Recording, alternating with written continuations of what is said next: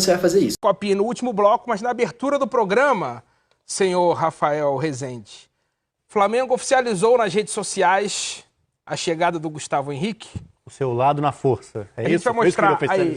Me dá imagens aí, produção, por favor. Por que o sabre do Gustavo Henrique está vermelho, Rafael Rezende? Complicou aí, rapaz. Você não manja de Star Wars? Manjo. Então, explica para nossa audiência. Então, Tem são os caras do mal. São os caras Basicamente, entendeu? Em bom português, são os caras do mal. É um cara do mal porque ele vai chegar para brigar por uma vaga de titular, Ele vai chegar para brigar por uma vaga de titular. Vai, né? Mas tentaram, enfim, colocar isso aí como um xerifão, um zagueiro de força, enfim, de imposição. O Gustavo Henrique é uma ótima contratação do Flamengo. Aumenta o nível, fica mais competitiva a questão da dupla titular, quem é que tem que jogar, quem é que vai jogar. Se o Jesus, assim, imaginar na próxima temporada, quiser dar mais jogos, mais minutos para jogadores que não são titulares indiscutíveis, tem uma força agora, 3 zagueiros para 2 vagas, bem marcante isso, nesse momento na virada. Tem a questão da liberação, né? Talvez ele só possa começar a treinar até depois do grupo, né, principal que retorna na pré-temporada dia 22, 23 de janeiro. 23, né? Como ele tem contrato com... O curioso é o término do contrato com o Santos. É até 31/1. E o Santos disse que não libera antes. Enfim, um pouco de birra. Ele estava buscando essa liberação, mas parece que ele não vai poder se apresentar antes ao Flamengo. Inclusive, ele está no telão com a camisa do Santos, porque a gente vai mostrar os números do ano passado, onde ele atuou pelo Peixe, tem 26 anos. Em 2009 foram 55 jogos, 5 gols, participação em 5% dos gols, não é uma coisa que a gente cobra do zagueiro, a gente cobra que ele evite gols. E aí ele tem a média mais alta de desarmes no Brasileirão, 4,66, e tomou 16 cartões. 13 amarelos, Rafa, e 3 vermelhos. Quase sempre dupla, às vezes trio, né, de zaga no Santos. Muito expostos, geralmente, né? Um time muito agressivo no posicionamento, na forma de atuar. Então, os zagueiros tinham muito combate, muito mano a mano, muito correr para trás, sendo que o Gustavo talvez tenha, na falta de velocidade, posso estar exagerando, não é que seja um zagueiro extremamente lento, mas a questão da velocidade é o que mais vai pegar nessa ideia de bola coberta e descoberta, de jogar com linha alta. Não que seja muito diferente da situação do Pablo Mari, por exemplo. Sim. E eu acho que é exatamente com o Pablo Mari que ele bate de frente para ver quem, com o passar da temporada, vai se afirmar como titular na equipe. Você acha que ele tem alguma característica que falte hoje à zaga do Flamengo? Eu acho que o Rodrigo Caio tem um tempo de bola muito bom, por mais que não tenha imposição física. Mas eu acho que no ataque, ofensivamente, ele aparece melhor do que a dupla titular. Acho que pode entregar pela consistência, por ter passado o último ano com o São Paulo. Ele tem algumas questões de treinamento que ele já desenvolveu também. Deve ter evoluído em 2019 mais do que em 5 anos anteriores de carreira. Exigido, colocado à prova. Eu falei a questão do modelo.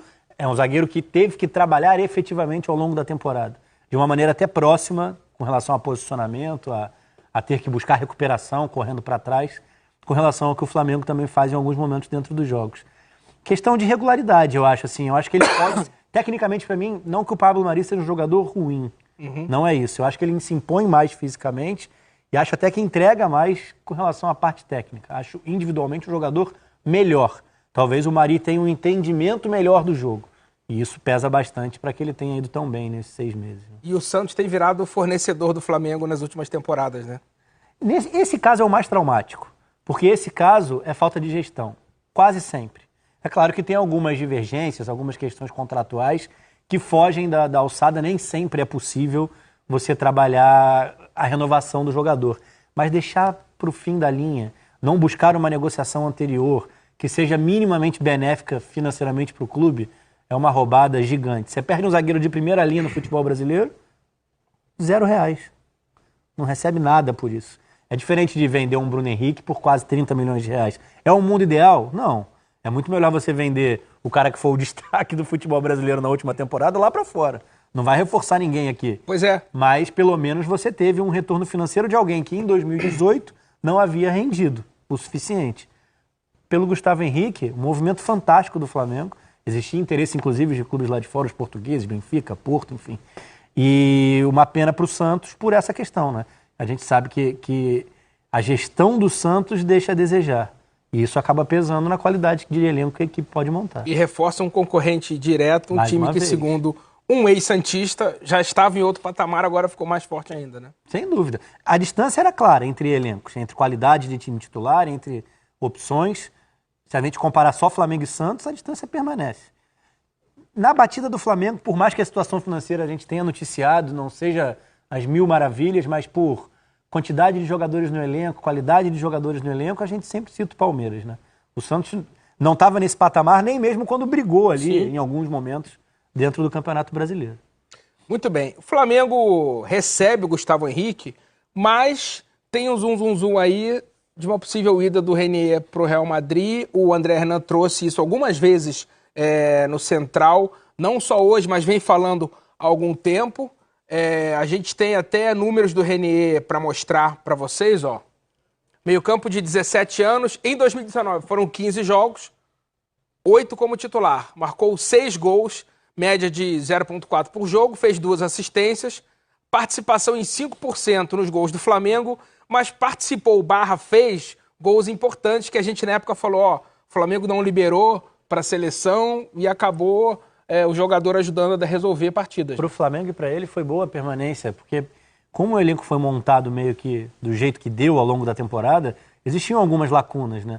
O Renier entrava praticamente como um segundo atacante por dentro, às vezes na do Gabigol, já que não havia um substituto imediato, né? O Lincoln, mas enfim, o Renier entregou mais tecnicamente ao longo da temporada. Ele é muito acima da média para a idade. É acompanhado desde a seleção sub-15. E para o Flamengo, o que existe de melhor nessa questão é que equipes gigantes disputam o interesse, né? Ou o pontapé inicial. Quem sai na frente para dar uma proposta oficial para levar o jogador antes, correndo o risco. A ideia hoje é o seguinte, é o Real Madrid tentando se antecipar ao Barcelona. Quer mundo melhor do que esse para conseguir uma boa venda? A questão só é que na renovação até 2024, o Renier, seus empresários, enfim, eles conseguiram abaixar, né, descer o valor da multa. Então, que hoje está em 30 milhões de euros nessa janela de inverno e que vira uma multa de 35 no meio do ano e que mais à frente volta a ser de 70 milhões, como foi até essa renovação, essa última renovação de contrato.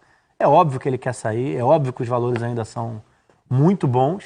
Fica um pouco aquém, se a gente for falar do Vinícius Júnior, por exemplo. Sim. E acho até que ele é um jogador talvez não tão brasileiro na essência, o drible, a velocidade, né? O cara que chega próximo à área adversária, a irreverência, mas ele é um baita meio-campista. Ele tá mais para Kaká do que para Robinho. Sem dúvida, sem dúvida. Só para ilustrar. Eu acho ele mais técnico e um jogador mais ofensivo, mais agressivo. Mas a relação no Flamengo seria com o Paquetá. Né? Um jogador, um meio-campista, no caso dele, que chega mais à frente, que pisa mais na área, que finaliza mais e melhor. Mas numa relação, um meio-campista que pode desempenhar várias funções no jogo, pode crescer. Se a gente imaginar o Gerson, como saiu do Brasil, né, grudado nos 18 anos, e como retornou um jogador muito mais intenso dentro dos jogos, com uma compreensão do jogo, jogando mais de trás, vendo o jogo de frente, isso pode acontecer com o Renier.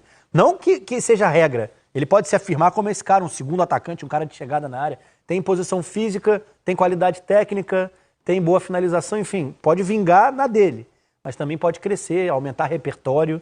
E o problema do Real Madrid nesse caso é não ter vaga, né, para não comunitários. E aí ele teria que, no primeiro momento, jogar na equipe B, o Real Madrid Castilha. Como o Vinícius Júnior jogou um tempo. Então, mas que pro staff, pro próprio Renier, imagino, seria um downgrade. Um trave, um incômodo de não estar seguindo uma evolução.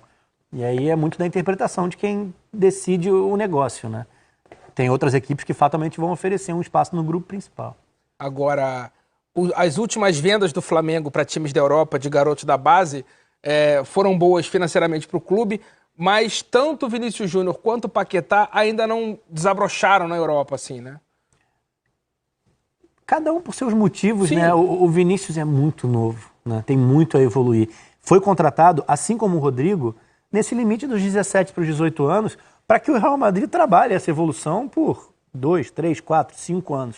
A gente, quando estuda mais a parte teórica e fala de maturação do jogador, quando que ele atinge o seu nível profissional, Alguns estudos indicam 23 anos. Você imagina um jogador no futebol brasileiro estreando no profissional com 18, 19, no caso do Renier com 17, não rendendo, não vingando, e aí o clube falando, não, a gente ainda tem mais 5 anos para preparar.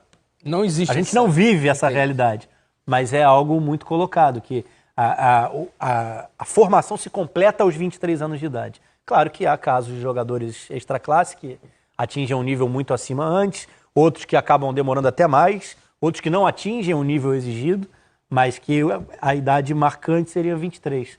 Não é mais a realidade do futebol brasileiro. Os caras vêm aqui para levar o jogador para eles completarem a formação. Sim. Essa é a ideia.